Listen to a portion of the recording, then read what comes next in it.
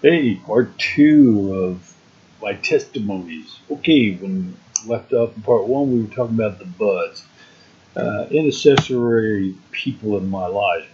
But before I get to the buds, I have to jump back because my memories are starting to come back and I'm trying to jot them down. Now, these are not in chronological order and they won't be because, like I say, I'm remembering here and there along the way.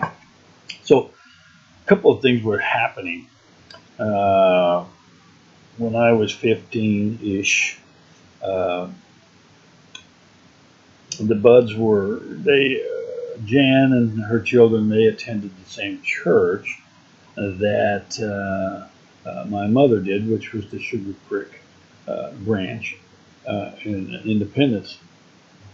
And so I remember also one time at that branch a couple of things.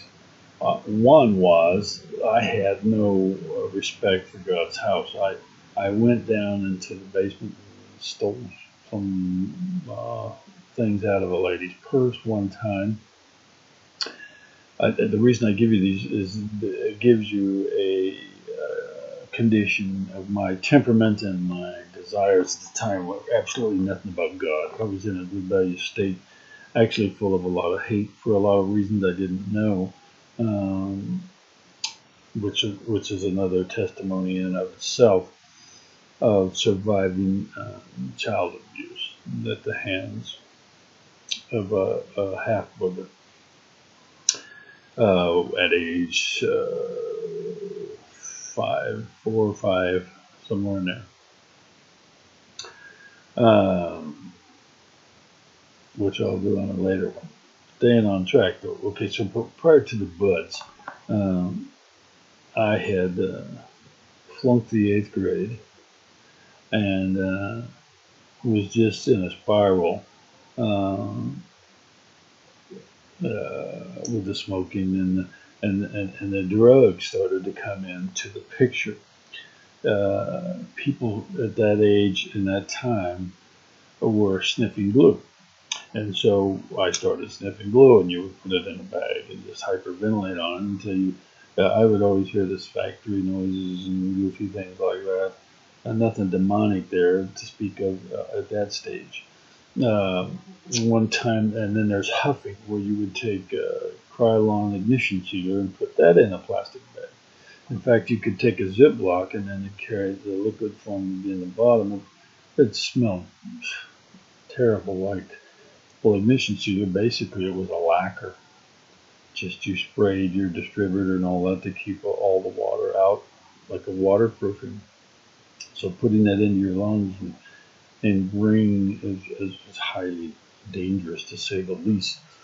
I would think you could be asphyxiated looking back now, but one time that I know the Lord interceded, I had long blonde hair in the 70s. That was the way it was, and I took this bag, and I think the ignition sealer was $1.50 a can, and I sprayed up my bag and went to the stadium down at Chrysler Stadium there in Independence, a local baseball stadium.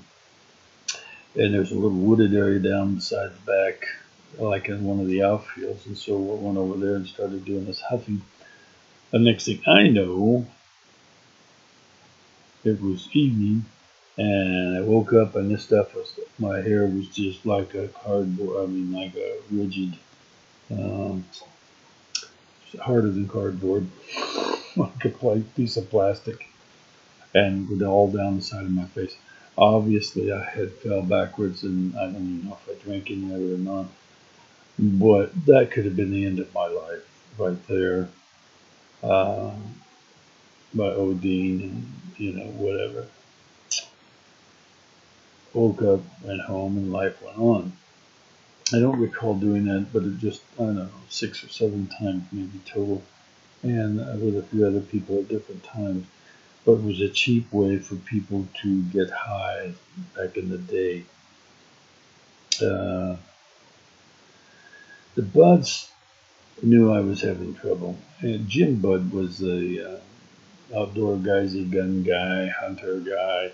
He worked for ADT. He was in the security. system, and he had a friend named Big John that had a big farm that we used to go out to and shoot and goof off. And so they somehow got with my mother and agreed to take me in to try and give me some disciplined figure and a father figure with Jim, and it did, and it worked. Um, he was a pretty fair guy. You know, he drank a little bit and sometimes way too much. But the bottom line was that it was a house with, like I said, in private, with two children and a mother, and so I kind of got into that, and I was there for quite a few months. I don't remember exactly how many, but I was getting in trouble at school, and then, well, he was going to give me some swats, and so the fear of that, he kind of let that linger on for a week, and it helped. It helped. But even prior to that, I need to mention my neighbors, Jim and Judy Hutzel. God had put them into my life prior to the Buds. So we have the Hutzels, the Buds, and the Hennings that played key factor roles in my life. Now, all of these people believed in God. Now, they didn't, the first two, the Hutzels and the the Buds, didn't attend church much when I met them. I mean, Jan did, but Jim Hutzel lived next door to me. He was probably 26 or so when they moved in, and I was probably 12.